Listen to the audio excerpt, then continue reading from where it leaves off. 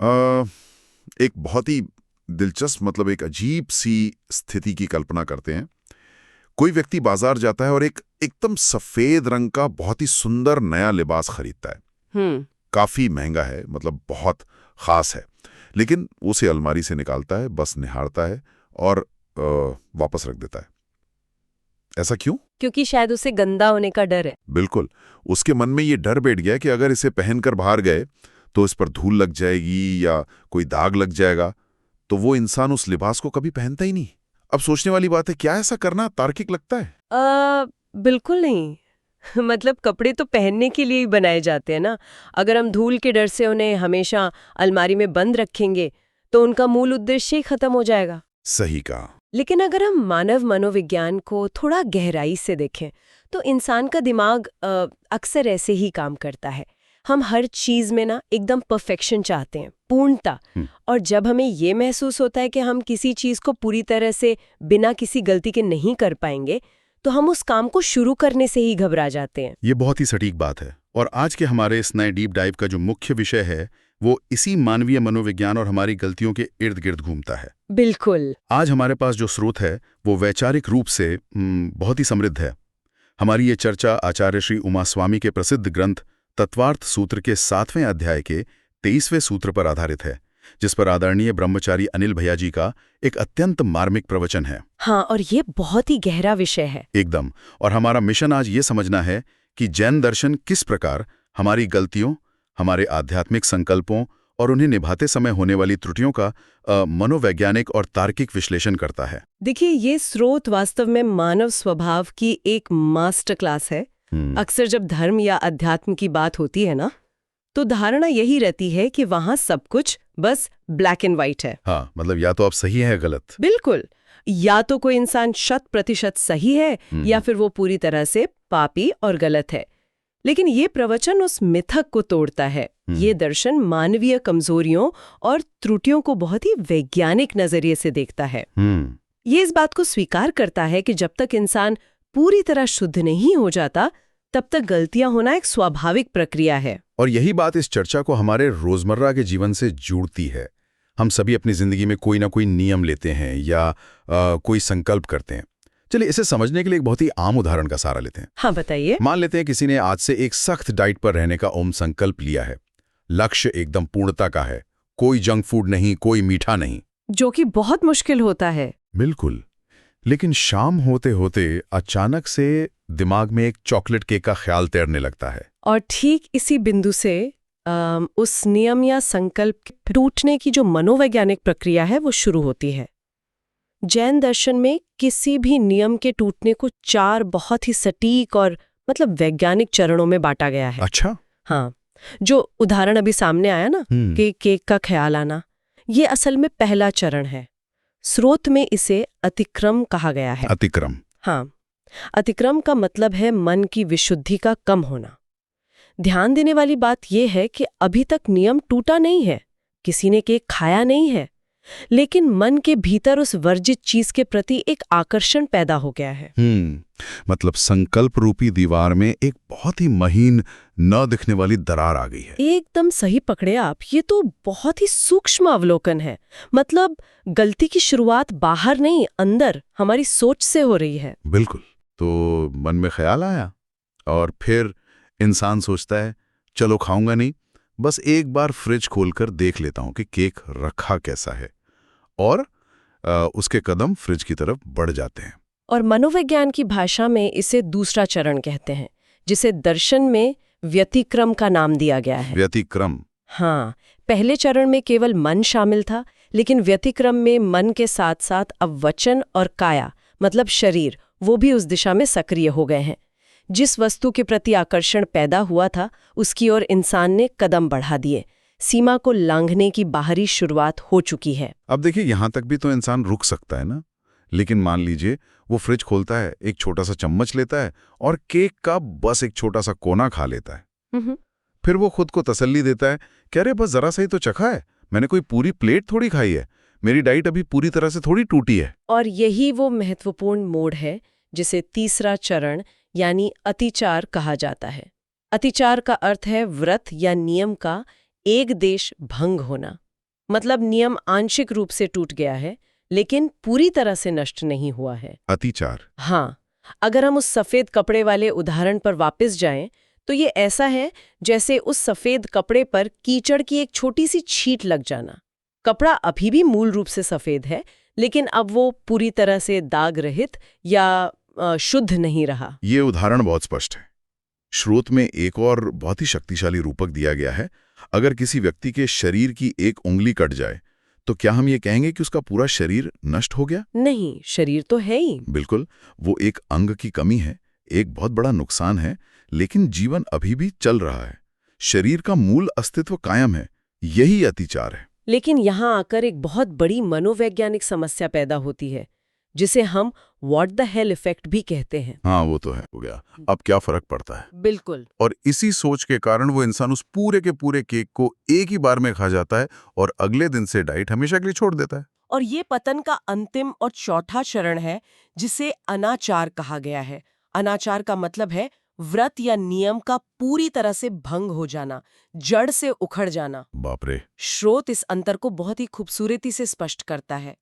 कपड़े पर छींट लगना अतिचार था, लेकिन ये सोच करके अब तो ये गंदा हो ही गया है, उसी कीचड़ के गड्ढे में जाके लेट जाना अनाचार है। ये बहुत बड़ा अंतर है। हाँ, उंगली कटने पर हताश होकर अपने पूरे हाथ को एक कुल्हाड़ी से काटकर फेंक देना अनाचार है। अतिचार व्रत को एक हिस्से से भंग करता है, लेकिन अनाचार सब कुछ खत्म कर देता है, नींव ही गिरा देता है। तो इस पूरी प्रक्रिया का सार क्या निकलता है? क्या ये दर्शन हमें ये बता रहा है कि अतिचार यानी ये जो छोटी छोटी गलतियां हैं ये होना स्वाभाविक है और हमें इनसे घबराना नहीं चाहिए? बिल्कुल। स्रोत में स्पष्ट किया गया है कि जब भी हम कोई आदर्श, नियम, व्रत या विधान बनाते हैं तो वो उत्कृष्ट होता है, एकदम परफेक्ट होता है। लेकिन जब इंसान उसे अपने व्यवहारिक जीवन में उतारता है, द्रव्य, क्षेत्र, काल और भाव की सीमित परिस्थितियों के बीच, तो उसमें कुछ न कुछ कमी रह ही जाती है। जैसे परीक्षा हॉल में जाने से पहले हर विद्यार्थी यही सोचता है कि वो 100% सही उत्तर लिखेगा। हाँ, ये तो सब सोचते हैं। लेकिन समय की कमी, लिखने की गति या घबराहट के कारण कुछ न कुछ छूट ही जाता है। तो पूर्णता का लक्ष्य रखना सही है, लेकिन अपूर्णता को स्वीकार करना यथार्थ है। खैर, यहाँ से इस चर्चा को एक बहुत ही दिलचस्प दिशा में ले जाते हैं। ये तो हमने समझ लिया कि नियमों और व्रतों में गलतियां होती हैं, लेकिन अगर हम इन बाहरी नियमों से एक कदम पीछे हटें और सबसे बुनियादी चीज पर आएं, सम्यक दर्शन। हाँ, सम्यक दर्शन, जिसे जैन धर्म में सच्ची श्रद्धा, राइट फेथ या सत्य को देखने का सही नजरिया कहा जाता है, तो मेरा सवाल ये है कि क्या इस सबसे गहरी और बुनियादी नींव में भी दोष आ सकते हैं? क्या श्रद्धा में भी अतिचार लग सकते हैं? ये एक बहुत ही गहरा दार्शनिक सवाल है और स्रोत इसका बहुत ही तार्किक लेकिन थोड़ा तकनीकी उत्तर देता है। अच्छा। इस दर्शन के अनुसार सम्यक दर्शन के भी अलग अलग प्रकार या स्तर होते हैं। मुख्य रूप से जो औपशमिक और क्षायिक सम्यक दर्शन होते हैं वे पूरी तरह निर्मल होते हैं, मतलब एकदम शुद्ध। हाँ, उनमें कोई अतिचार या दोष नहीं लगता। लेकिन वर्तमान समय में जीवों के पास जो सम्यक दर्शन पाया जाता है वो क्षायोपशमिक सम्यक दर्शन होता है। रुको, ये थोड़ा भारी हो गया। औपशमिक, क्षायिक, क्षायोपशमिक, ये शब्द सुनने में बहुत गहरे लग रहे हैं। मुझे पता था आप ये कहेंगे। हाँ, मतलब एक आम सुनने वाले के लिए इनका व्यावहारिक अर्थ क्या है? क्या इसे किसी सरल उदाहरण से समझा जा सकता है? बिल्कुल, मैं समझाती हूँ। इसे एक बहुत ही आसान पानी के उदाहरण से समझते हैं।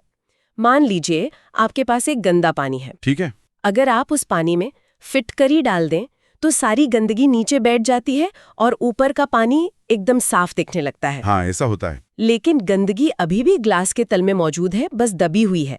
इसे औपशमिक कहते हैं, जहाँ कर्म या गलत धारणाएं पूरी तरह दबी हुई हैं, इसलिए श्रद्धा उस वक्त एकदम निर्मल है। ओके, समझ गया। दूसरा है क्षायिक।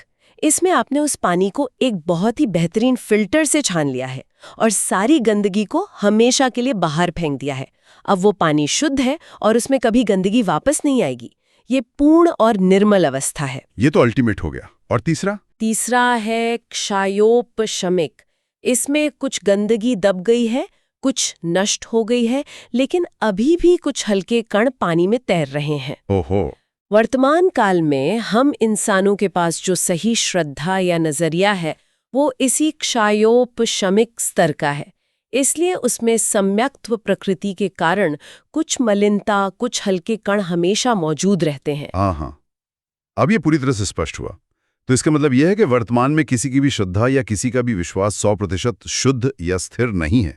हाँ, इसे ऐसे समझा जा सकता है जैसे कोई बहुत बुजुर्ग व्यक्ति है, उसके हाथ में चलने वाली लाठी है। बुढ़ापे के कारण उसका वो हाथ कांप रहा है। उस बुजुर्ग को पूरी तरह से पता है कि उसका हाथ कांप रहा है, वो उस कंपन को रोकना भी चाहता है, उसे ये पसंद भी नहीं है, लेकिन अपनी शारीरिक दुर्बलता के कारण वो उस कंपन को रोक नहीं पा रहा है। क्या बात है। इसी तरह चल, मल, ओगाड़ नामक दोष इस क्षायोपशमिक श्रद्धा में आते रहते हैं। इंसान सत्य को जानता है, उस पर विश्वास भी करता है, लेकिन फिर भी उसकी आस्था कभी-कभी डगमगा जाती है या उसमें थोड़ी मलिनता आ जाती है। लेकिन महत्वपूर्ण बात यह है कि इसका मतलब ये नहीं है कि उस व्यक्ति की श्रद्धा पूरी तरह गलत या मिथ्या हो गई है। मैं सोच रहा था, मुझे इस बिंदु पर स्रोत में दिया गया एक रूपक बहुत ही कमाल का लगा। कौन सा? जब आप समझा रही थी कि कैसे कर्मों के कारण ही आस्था में दोष आता है, तो मुझे वो विभीषण और कुल्हाड़ी वाला उदाहरण याद आ गया।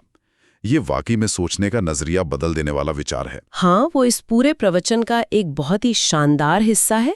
देखिए, लकड़ी को काटने के लिए जिस कुल्हाड़ी का इस्तेमाल किया जाता है, उसका अपना हत्था भी लकड़ी का ही बना होता है। बिल्कुल। यानी लकड़ी के पूरे वजूद को नष्ट करने के लिए खुद लकड़ी के ही एक हिस्से का सहारा लेना पड़ता है। और रामायण का जो उदाहरण है, रावण को हराने के लिए, रावण की पूरी सेना का नाश करने के लिए उसके अपने सगे भाई विभीषण का ही सहारा लेना पड़ा। बिल्कुल सही। जब विभीषण राम की सेना में शामिल हुए तो कई लोगों को शंका थी कि ये व्यक्ति तो रावण के ही परिवार का है, इसके ही खून का है, कहीं ये ऐन मौके पर धोखा ना दे दे। बिल्कुल, और यही बात दर्शन की गहराई को दर्शाती है।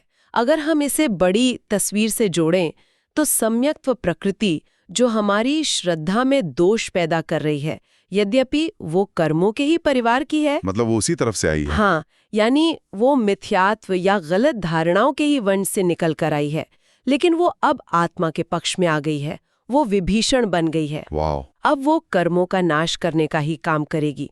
चूंकि वो मूल रूप से कर्मों के वंश की है, इसलिए उसमें थोड़ी बहुत मलिनता या कमी पाई जाती है। विभीषण भी तो आखिरकार राक्षस कुल के ही थे ना। बिल्कुल। इसीलिए लोक कहावत भी है कि नाना मामा से काना मामा अच्छा है, यानी बिल्कुल भी सही श्रद्धा न होने से थोड़ा दोषपूर्ण लेकिन सही दिशा वाली श्रद्धा होना कहीं बेहतर है। ये तो बहुत बड़ी मानसिक राहत की बात है। इसका सीधा सा मतलब है कि हमें अपनी छोटी छोटी शंकाओं या डगमगाहट से घबराकर अपनी पूरी आस्था या पूरी कोशिश को खारिज नहीं कर देना चाहिए। एकदम सही। तो अब ये सवाल उठता है कि ये दोष असल में दिखते कैसे हैं। स्रोत में तत्वार्थ सूत्र के हवाले से सम्यक दर्शन के 5 विशिष्ट अतिचारों का जिक्र है। क्या हम एक एक करके उन्हें समझ सकते हैं और देख सकते हैं कि वे मानव मनोविज्ञान को कैसे प्रभावित करते हैं? जरूर। ये 5 अतिचार असल में हमारी उन मनोवैज्ञानिक कमजोरियों का ही आईना है जो हमारी बुनियादी श्रद्धा को कमजोर करते हैं। तो पहला क्या है? पहला अतिचार है शंका। इसका मतलब है सर्वज्ञ के वचनों या अंतिम सत्य पर संदेह करना। इसके अंतर्गत 7 प्रकार के भय भी आते हैं, जैसे इस लोक का भय, परलोक का भय कि मरने के बाद क्या होगा, मरण का भय, वेदना यानी भयंकर दर्द का भय इत्यादि। जब इंसान इन भयों से घिर जाता है तो उसकी श्रद्धा में मलिनता आ जाती है। 1 मिनट, मुझे यहाँ एक बात खटक रही है। क्या डर लगना हमेशा आस्था के टूटने का ही संकेत है? मतलब इंसान है, हाड़ मांस का बना है, तो डर तो लगेगा ही ना। हाँ, बिल्कुल। क्या एक सही श्रद्धा वाले व्यक्ति को कभी दर्द से या मौत से डर नहीं लग सकता? क्या ये उम्मीद करना यथार्थवादी है कि कोई बिल्कुल निडर हो जाए? ये एक बहुत ही शानदार और महत्वपूर्ण सवाल है और स्रोत इसका बहुत ही सूक्ष्म मनोवैज्ञानिक उत्तर देता है। बताइए। दर्शन समझाता है कि डर की भी अपनी एक क्वालिटी होती है, उसका एक स्तर होता है, जो एक अनंतानुबंधी कषाय वाला डर है, यानी ऐसा गहरा, अंधा और हिंसक डर जो आत्मा को अनंत काल तक संसार में बांध दे, जिसके कारण इंसान किसी की जान लेने या अपने सारे उसूल तोड़ने को तैयार हो जाए। वैसा डर एक सम्यक दृष्टि व्यक्ति को नहीं होता। अच्छा, वो अंधा डर नहीं होता। हाँ, लेकिन शरीर के स्तर पर प्राकृतिक डर, अन्य हल्की कषायों के कारण उत्पन्न होने वाला भय, जैसे आग से बचने का रिफ्लेक्स या बीमारी का डर, वो एक सीमा तक, जैसे 8वें गुणस्थान तक कहते हैं, वो उदय में रहता है। इसीलिए इसे केवल अतिचार कहा गया है। इसका मतलब ये नहीं है कि उस व्यक्ति की श्रद्धा जड़ से खत्म हो गई है, बल्कि इसका मतलब सिर्फ इतना है कि उस भय के क्षण में श्रद्धा पर एक धुंधली परत, थोड़ी मलिनता आ गई है। अब बात पूरी तरह समझ में आई, यानी डर की तीव्रता और उसकी प्रकृति बदल जाती है। अंधा डर नहीं होता, बस एक प्राकृतिक बचाव वाला डर रह जाता है। बिल्कुल। ओके, दूसरा अतिचार क्या है? दूसरा अतिचार है कांक्षा। धर्म या अध्यात्म का मूल उद्देश्य आत्मा की शुद्धि और संभाव है, लेकिन इंसान अक्सर धर्म को एक लेन-देन की तरह देखने लगता है। मतलब बिजनेस? हाँ, जब कोई व्यक्ति धर्म का पालन इसलिए करता है ताकि उसे इसके बदले में सांसारिक सुख मिले, धन मिल जाए, यश मिल जाए, तो ये कांक्षा है। ये एक प्रकार का राग है, एक लगाव है। ये धर्म को एक एटीएम मशीन समझने जैसी भूल है जो आस्था को कमजोर करती है। बिल्कुल, ये तो एक सौदेबाजी हो गई। और तीसरा अतिचार? तीसरा है विचिकित्सा। विचिकित्सा, ये शब्द थोड़ा भारी है। इसका मनोवैज्ञानिक अर्थ क्या हुआ? इसका अर्थ है ग्लानि या द्वेष। उदाहरण के लिए, किसी मलिन शरीर वाले तपस्वी मुनि को देखकर या किसी बहुत गरीब, बीमार और दुखी जीव को देखकर मन में घृणा पैदा होना। ओहो। जब मन में घृणा या द्वेष आता है तो इंसान का संभाव नष्ट हो जाता है। ये आस्था में एक बहुत बड़ा दोष है, क्योंकि आप बाहरी आवरण को देखकर भीतर की आत्मा से घृणा कर रहे हैं। यह तो सच में आत्मावलोकन का विषय है। और बाकी के 2 अतिचार कौन से हैं? चौथा है अन्य दृष्टि प्रशंसा, यानी जो लोग गलत रास्ते पर है, मिथ्या धारणा रखते हैं या जिनका जीवन हिंसक और अनैतिक है, उनके ज्ञान या उनके तप को मन ही मन बहुत अच्छा समझना। ओके। और पांचवा है अन्य दृष्टि संस्तव, यानी उसी बात की, उन गलत रास्तों की अपने शब्दों से या वचनों से तारीफ करना। यहाँ मैं फिर से थोड़ा रोकना चाहूंगा। हाँ, पूछिए। अगर कोई व्यक्ति दूसरे रास्ते पर है, किसी और दर्शन को मानता है, और हम उसकी तारीफ करते हैं, तो क्या ये खुले विचारों का होना, मतलब ओपन माइंडेडनेस नहीं है? इसे हमारी अपनी आस्था में दोष क्यों माना गया है? ये बहुत ही बारीक रेखा है जिसे समझना जरूरी है। यहाँ किसी का सम्मान करने या सहिष्णुता की बात नहीं हो रही है। किसी व्यक्ति के प्रति दया या सम्मान रखना अलग बात है, लेकिन अन्य दृष्टि प्रशंसा का अर्थ है उस व्यक्ति की गलत धारणा को सही मानकर उसकी तारीफ करना। मान लीजिए कोई व्यक्ति किसी ऐसे अनुष्ठान को महान बता रहा है जिसमें पशु बलि दी जाती है। हाँ, उदाहरण के लिए। अगर आप उसकी तारीफ करते हैं तो आप खुले विचारों वाले नहीं हो रहे हैं, बल्कि आप अहिंसा के प्रति अपनी ही बुनियादी श्रद्धा से समझौता कर रहे हैं। एक जागरूक व्यक्ति इन दोषों को पहचानता है। वो दूसरों के प्रति सहिष्णु तो रहता है, लेकिन सत्य के प्रति अपनी आंतरिक दृढ़ता को कमजोर नहीं होने देता। ये स्पष्टीकरण बहुत जरूरी था। सहिष्णुता का मतलब ये नहीं है कि हम अपनी कोर वैल्यूज को ही भूल जाएं। बिल्कुल। ये तो हो गई गलतियों और अतिचारों की बात। लेकिन अब जरा इस बात पे आते हैं कि क्या इंसान हमेशा से ऐसा ही था? स्रोत में इतिहास और समय के प्रभाव को लेकर आदिनाथ भगवान के समय और भगवान महावीर के समय की तुलना की गई है। हाँ, वो हिस्सा बहुत दिलचस्प है। वहां जो बात कही गई है वो मानव मनोविज्ञान के विकास या शायद पतन के बारे में बहुत कुछ गहराई से बताती है। हाँ, वो ऐतिहासिक संदर्भ बहुत ही विचारणीय है। स्रोत बताता है कि आदिनाथ भगवान के समय में, जो कि इस कालचक्र के बिल्कुल शुरुआती दिन थे, लोग जड़ बुद्धि थे। जड़ बुद्धि से मतलब वे लोग बहुत भोले और सरल थे। उनके मन में कोई कुटिलता नहीं थी। अगर उनसे कोई गलती या अतिचार होता भी था तो वो पूरी तरह से अज्ञानता के कारण, अनजाने में होता था। वे जानबूझकर नियम नहीं तोड़ते थे। लेकिन जैसे जैसे समय आगे बढ़ा और हम भगवान महावीर के समय तक आए, यानी आज के युग के करीब आए, तो चीजें पूरी तरह बदल गई। स्रोत में कहा गया है कि अब इंसान वक्र बुद्धि हो गया है। बिल्कुल, मतलब आज का इंसान बहुत चतुर है। उसे अच्छे से पता होता है कि क्या सही है और क्या गलत है, फिर भी वो जानबूझकर गलतियां करता है। हाँ, हमारी कुटिलता और चालाकी बढ़ गई है।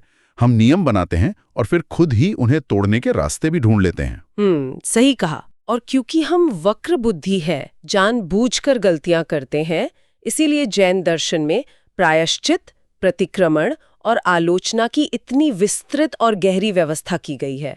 अगर गलतियां होंगी तो उन्हें सुधारने का तंत्र भी तो मजबूत होना चाहिए। इस सुधार के तंत्र पर मुझे स्रोत में दिया गया माँ का उदाहरण बहुत ही मार्मिक लगा। हाँ, वो बहुत सुंदर है। ये बताता है कि जब हम जानबूझकर या कषाय मतलब क्रोध लोभ की तीव्रता में कोई गलती कर बैठते हैं तो उसका समाधान खुद को सजा देना नहीं है। उदाहरण कुछ ऐसा है कि जैसे एक माँ कभी बहुत ज्यादा गुस्से में आकर अपने ही बच्चे को जोरदार चांटा मार देती है। उस एक पल के लिए उसका क्रोध चरम पर होता है, वो अपनी सुध-बुध खो बैठती है, लेकिन अगले ही पल जैसे ही उसे अपनी गलती का एहसास होता है वो फूट फूट कर रोने लगती है। बिल्कुल। वो उसी बच्चे को अपने सीने से लगा लेती है, पूछती है कि बेटा कहीं ज्यादा चोट तो नहीं लगी, और खुद ही अपने हाथों से उस जगह पर मरहम लगाती है। ये वास्तव में पूरे प्रवचन का सबसे खूबसूरत और सटीक रूपक है। प्रतिक्रमण यानी अपनी गलतियों से वापस लौटना, और प्रायश्चित का असली अर्थ यही है। एक व्रती व्यक्ति या साधक जब कषाय के प्रभाव में किसी कमजोरी के चलते कोई गलती कर बैठता है, नियम तोड़ देता है, तो बाद में वो किसी और पर नहीं बल्कि अपनी ही आत्मा पर मरहम लगाता है, खुद को ही माफ करता है। हाँ, वो खुद अपनी गलतियों को स्वीकार करता है, भीतर ही भीतर रोता है, पछतावा करता है और फिर से पूरे संकल्प के साथ सही रास्ते पर चलने का निर्णय लेता है। ये खुद को माफ करके आगे बढ़ने की प्रक्रिया है। और जीवन में ये संतुलन बनाना बहुत जरूरी है। हम हमेशा एक ही सख्त भूमिका में नहीं रह सकते। स्रोत में इस संतुलन को समझाने के लिए एक और बहुत ही शानदार दृष्टिकोण, जिसे दर्शन में न्याय कहा जाता है, उसकी बात की गई है। भूमिकाओं का संतुलन। हाँ, इसे भी एक बहुत ही व्यावहारिक उदाहरण से समझाया गया है। एक ही महिला घर में एक माँ होती है और मान लीजिए वो पेशे से स्कूल में एक शिक्षिका है। ठीक है। जब वो घर पर है तो अपने बच्चे को खूब प्यार करती है, उसकी शैतानियों को माफ करती है। ये माँ का दृष्टिकोण है। लेकिन जब वही महिला स्कूल के परीक्षा हॉल में एक इन्विजिलेटर के रूप में ड्यूटी कर रही है, तो वो उसी बेटे को वहां नकल नहीं करने देगी। वहां उसका व्यवहार एकदम सख्त और निष्पक्ष होगा। हाँ, वहां वो छूट नहीं दे सकती। बिल्कुल। कल को वो बेटा ये नहीं कह सकता कि तुम तो मेरी माँ हो, तुमने मुझे पास क्यों नहीं करा दिया या नकल क्यों नहीं करने दी, क्योंकि वहां स्थान, समय और उसकी भूमिका बदल चुकी है। एकदम सही। घर पर वो व्यवहार में है, परीक्षा हॉल में वो अपने परम कर्तव्य में है। इसी तरह एक साधक को अपने जीवन में व्यवहार और परमार्थ या निश्चय दोनों को उनकी सही जगह पर निभाना पड़ता है। व्यवहार और परमार्थ। हाँ, मंदिर में जाकर भगवान की भक्ति करना, पूजा करना व्यवहार है, और एकांत में बैठकर सिर्फ अपनी शुद्ध आत्मा का ध्यान करना, बाहरी दुनिया से कट जाना, जिसे सामयिक कहते हैं, वो परमार्थ है। दोनों अपनी अपनी जगह सही हैं। स्रोत में भरत चक्रवर्ती का एक बहुत ही शानदार ऐतिहासिक उदाहरण दिया गया है। वे शायक सम्यक दृष्टि थे, मतलब उनकी श्रद्धा बिल्कुल पूर्ण, निर्मल और 100% शुद्ध थी। ओके। फिर भी वे दिग्विजय के लिए यानी दूसरे राज्यों को जीतने के लिए उपवास करते हैं और युद्ध पर जाते हैं। कोई भी सामान्य व्यक्ति तो यही सोचेगा कि जो इंसान भीतर से इतना आध्यात्मिक है, जिसकी आस्था इतनी शुद्ध है, वो युद्ध क्यों कर रहा है? वो साम्राज्य फैलाने के लिए सेना क्यों ले जा रहा है? यही तो संतुलन का रहस्य है, क्योंकि उस विशेष समय में वे एक साधु की नहीं बल्कि एक चक्रवर्ती सम्राट की भूमिका निभा रहे हैं। उनके पास भीतर शुद्ध श्रद्धा तो है, लेकिन अभी उन्होंने पूर्ण चारित्र मतलब साधु जैसी पूर्ण वीतरागता और संयम वो धारण नहीं किया है। समझ रहा हूँ। इसलिए वे अपनी बाहरी गृहस्थ भूमिका और आंतरिक शुद्ध श्रद्धा के बीच एक अद्भुत संतुलन बनाकर चलते हैं। वे युद्ध लड़ते हैं लेकिन भीतर से जानते हैं कि ये सब नश्वर है। तो इस पूरी गहरी चर्चा का क्या अर्थ निकलता है? हम इन सारी कड़ियों को जोड़कर इस विश्लेषण को कैसे समेट सकते हैं? इस पूरी चर्चा का सार ये है कि पूर्णता की कमी से या इन अतिचारों के डर से हमें जीवन में अच्छे संकल्प लेने या सही दिशा में कदम बढ़ाने से नहीं रुकना चाहिए। बिल्कुल। हम इंसान हैं, गलतियां होंगी, हमारे सफ़ेद कपड़े गंदे होंगे, लेकिन इसका मतलब ये कतई नहीं है कि हम उन कपड़ों को पहनना ही छोड़ दें या अच्छे रास्ते पर चलना ही छोड़ दें। सही बात है। ज़रूरी ये है कि हम जागरूक रहें, हम ये जानें कि हमारी कमज़ोरियां क्या हैं, हमारे मनोविज्ञान के छिपे हुए दोष क्या हैं। हमें अपनी गलतियों को अनाचार बनने से रोकना है, और जब भी हमारे संकल्पों पर कोई दाग लगे तो उसे प्रतिक्रमण और पश्चाताप रूपी साफ पानी से धो लें और फिर से आगे बढ़ें। आज की इस तेज तर्रार दुनिया में, जहां सोशल मीडिया से लेकर वर्क प्लेस तक हर जगह बस परफेक्शन का दबाव है, जहां एक गलती होते ही इंसान को कैंसिल कर दिया जाता है, वहाँ ये प्राचीन दर्शन एक बहुत बड़ी मानसिक शांति देता है। महत्वपूर्ण ये है कि हम गिरकर वहीं कीचड़ में ना पड़े रहें, बल्कि उठें, अपने कपड़े झाड़ें, खुद पर मरहम लगाएं और आगे बढ़ें। एकदम सही। और यही निरंतर सुधार की प्रक्रिया ही किसी भी इंसान की सच्ची आध्यात्मिक और व्यक्तिगत यात्रा है। तो इस चर्चा को खत्म करने से पहले मैं श्रुत के बिल्कुल अंतिम हिस्से का जिक्र करना चाहूंगा। बिल्कुल, जिसने मुझे सच में गहराई से सोचने पे मजबूर कर दिया। हाँ, वो सल्लेखना वाला हिस्सा। बिल्कुल। वहां प्रवचन के अंत में सल्लेखना, या जिसे समाधि मरण कहते हैं, उसका जिक्र है। वहां कहा गया है कि भले ही जीवन भर इंसान से कितने भी अतिचार हुए हों, कितनी भी गलतियां हुई हों, लेकिन जीवन के अंतिम समय में सल्लेखना के माध्यम से उन सारे दोषों को शुद्ध किया जा सकता है। एक कहावत है ना, अंत भला तो सब भला। हाँ, बहुत ही गहरी बात है ये। एक विचारणीय स्थिति की कल्पना करते हैं। अगर हमें ये पता हो कि हमारे जीवन का जो अंतिम क्षण है वो हमारे सारे जीवन की त्रुटियों, दागों और कमजोरियों को एक झटके में साफ करने का सबसे बड़ा अवसर है, तो क्या हम आज की अपनी इन छोटी छोटी विफलताओं को एक अलग, बहुत ज्यादा शांत नजरिए से नहीं देखेंगे? क्या हम परफेक्शन के उस भारी बोझ को हमेशा के लिए उतारकर फेंक नहीं देंगे? बिल्कुल फेंक देंगे। इसी विचार के साथ अपनी अलमारी से वो सफेद लिबास निकालिए, उसे बेझिझक पहनिए, दाग लगने से मत डरिए और अपनी जिंदगी को महसूस कीजिए। खोज जारी रखिए।